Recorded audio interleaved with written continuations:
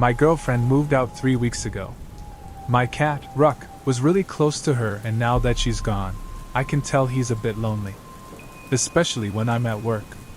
I came home a few times to my curtains ripped up, or all the toilet paper in shreds. The last straw was when I came home after working late to find he had clawed a hole the size of a dinner plate into the side of the sofa. I decided I had to do something. I tried different toys, even catnip, but nothing worked. One night while browsing Amazon, I saw a pet camera. It's a tiny camera that records your pet on a live feed so you can monitor their behavior while you're away. It even has an audio function so you can talk to them. Sounded silly, but hey, I love my furry dude, so I bought it. I got overnight shipping and installed it immediately. I decided to set it up in my bedroom, as that was where Ruck dwelled most. My first day at work, I think I checked that camera 30 times. When I spoke into the microphone, Ruck seemed to be happier, and I noticed there was no destruction around the house either. By day 4, I figured I'd solved the problem with Ruck. That leads me to right now. About 30 minutes ago, I climbed in bed with Ruck, ready to close my eyes, when my phone buzzed. A notification from the pet cam. I almost ignored it, sure I just triggered the thing. But I opened it anyway. What I saw made my grip tighten on the phone. Instead of a video of myself in bed, I saw a man, tall, gangly, with pale skin and large eyes. He was moving into my room with exaggerated steps, like a sneaking cartoon character. He got right up to the lens, so close I could almost smell his rotten breath, and he smiled. I immediately paused the video, terrified. I looked at the spot where the man should have been standing, but there was no one there. I went onto Amazon and found the pet cam, and read the reviews, hoping for some weird glitch. It had to be a joke, right? The first dozen reviews were pretty standard, but it was the last that caused me to bolt upright. The customer complained that the camera was on a time delay, sometimes as much as 15 minutes. I went back to the video and pressed play with shaky fingers. I watched in horror as the man slithered under my bed, giving the camera a wink before disappearing in the darkness. Then I saw myself enter the room and climb in bed before the video ended. Now I'm sitting in my bed, knowing he's under it. I could call the police, but I doubt I'd have time. So please, do yourselves a favor and read the reviews. Story 2. Moments before the tragedy. At 3, she jumped off the bed. At 7, she unbuckled her seatbelt. At 12, she went to a sleepover at a friend's house. At 17, she finally received her driver's license. At 26, she said yes. At 30, she went into labor. At 39, she had one last hurrah. At 46, she signed the papers to make it final. At 55, he was diagnosed and had no one to share the news with. At 61, she celebrated her remission with a night out. At 22, she looked at herself in the mirror. At 87, surrounded by her family and friends, she smiled. There are moments before every tragedy, quick flashes of boredom or happiness, of the expected and unexpected. These moments I see. The little girl jumping off her parents' bed and into an unresponsive final state. Another girl attending her first sleepover, excited and giddy, only to succumb to an unknowing fatal nut allergy. The young woman whose proposal near the shoreline was poorly thought out, never allowing her to live to see her marriage. The older woman who finally divorced the man she came to loathe, and for that man to not take the finality of it all with dignity or peace.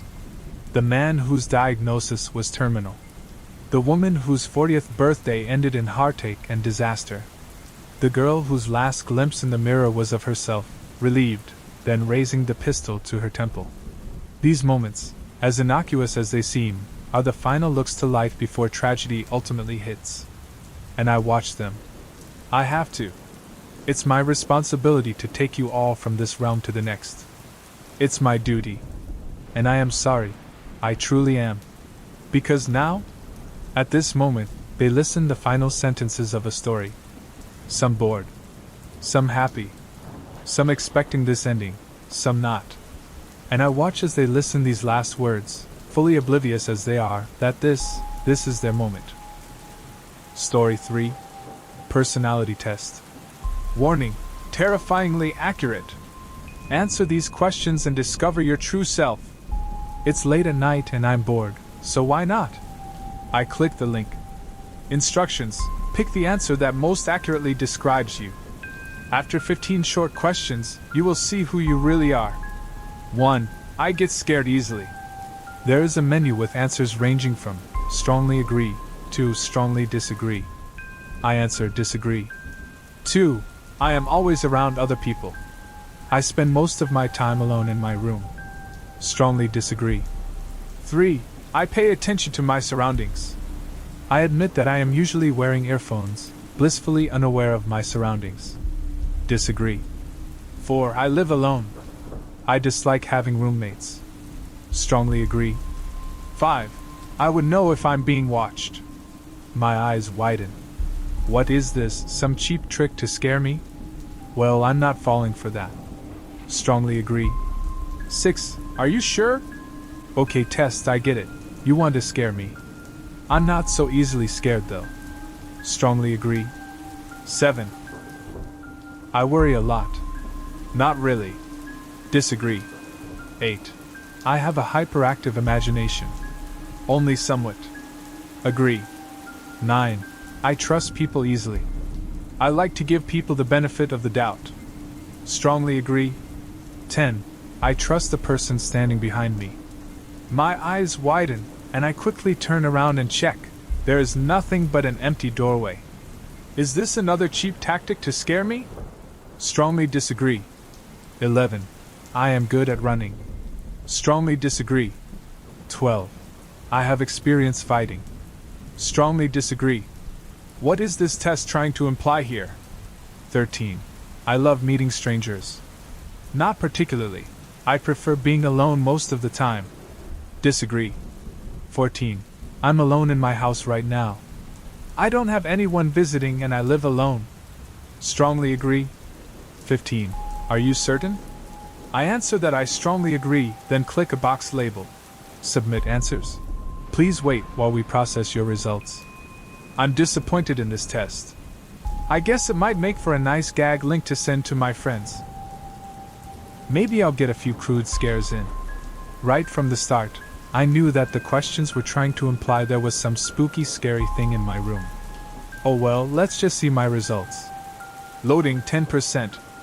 Loading 64%. Loading 99%. Loading done. Click the link below to view your test results.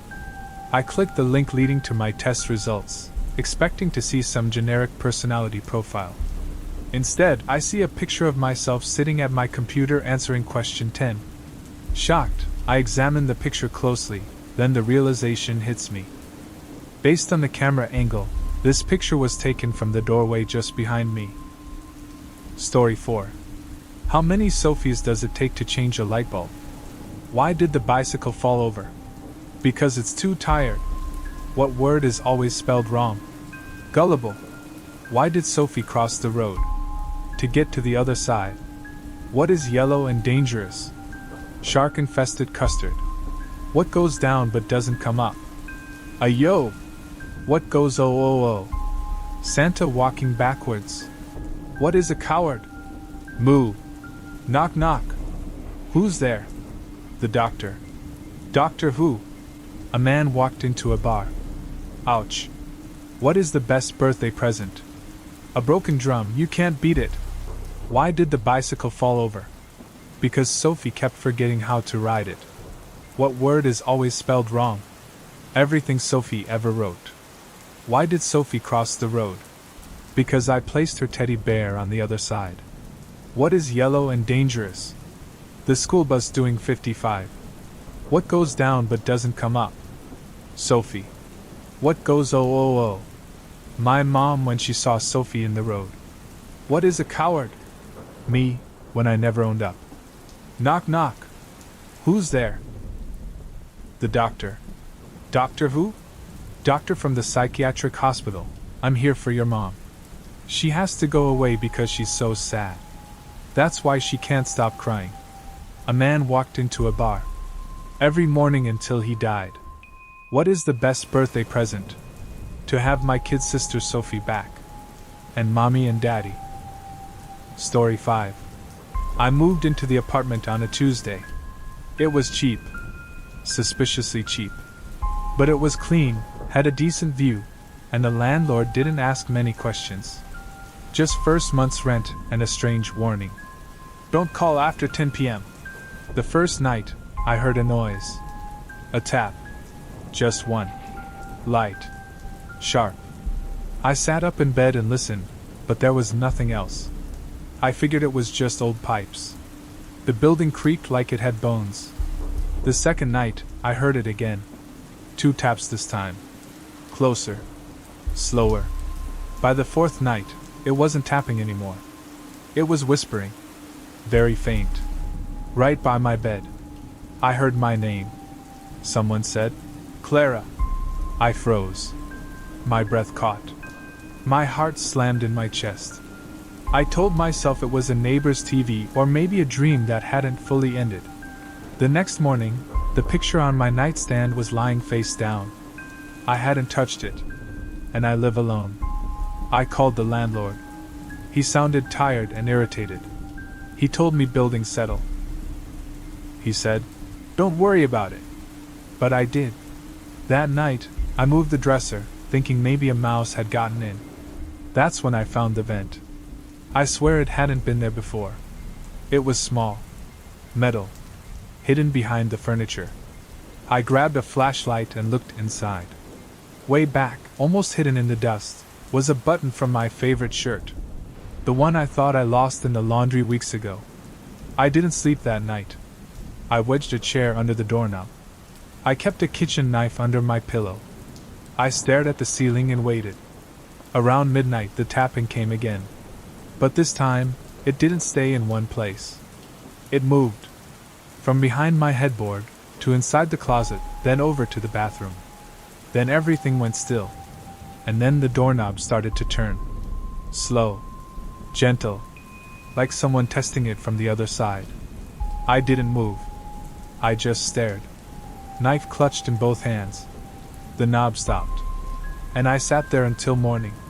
When the sun came up, I opened the bathroom door. The mirror was crooked. I touched it. It shifted slightly. I pulled. Behind it was a hole, carved roughly into the wall. Inside was an empty shampoo bottle. One of my socks. And a crumpled photo of me, taken from outside my bedroom window. I fell to the floor. The police came an hour later. They found a crawlspace system behind the walls. Narrow tunnels. Bedding. Food wrappers. And notebooks. Hundreds of pages. They were all about me. My name. My schedule. What I wore. What time I left. What time I came home. What I watched. What I ate. What I said in the shower. They told me someone had been living in the walls. For weeks. Watching me. But he was gone. No fingerprints. No ID. No signs of how he got in or out. I moved out that same day. Different city.